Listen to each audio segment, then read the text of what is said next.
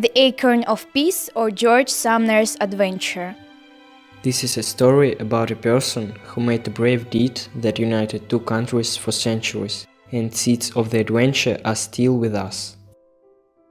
Long time ago, in 1838, a young man of about 19, a pure sample of the Yankees, with sleeves too short for his bony hands, trousers halfway raised to his knees, and his hands soldiering through small change in his pockets, went on his first journey across the ocean to the shores of the mysterious country of the Russian Empire. It was an American guy, George Samner. The traveler was brave and goal-oriented. While overcoming obstacles, George kept in mind that he carried a symbol of freedom across the ocean. That is why this vivid story was discussed in the United States even decades later, in the 1850s. According to some evidence, the story of that time was circulating in America even a century later.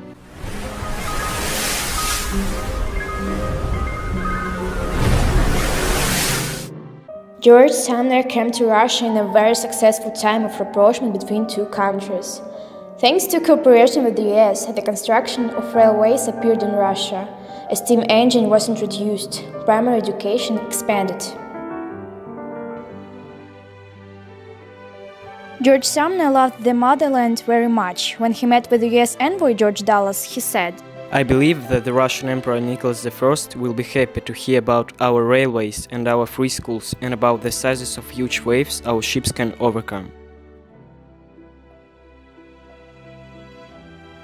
Despite Dallas's objections, the young man turned to Karl Nesselrode and received an audience with the emperor very soon.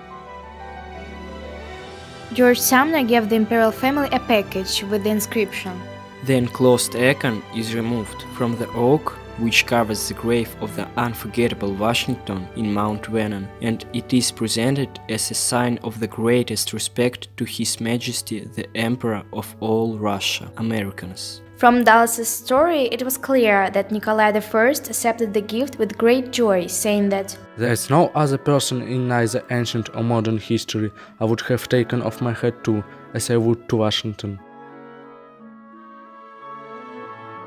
This oak acorn was planted by Emperor Nikolai I in 1842. Mikhail Ismailov specified that they began to put a gilded basket with forget-me-nots around the overgrown oak from the acorn every summer after the death of the emperor.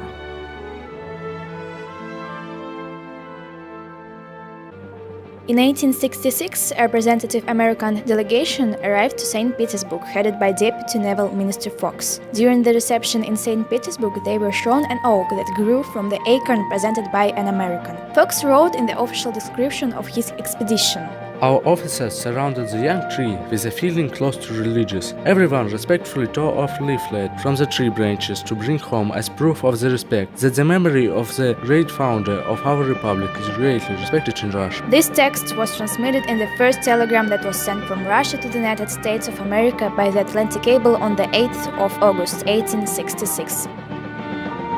George Samner was born in Boston, studied at the universities of Heidelberg and Berlin, traveled to Europe, Asia and Africa, devoted himself to studying the traditions and institutions of different countries. George Samner was an American guy who embodied his dream, made people of the world closer and more understanding to each other.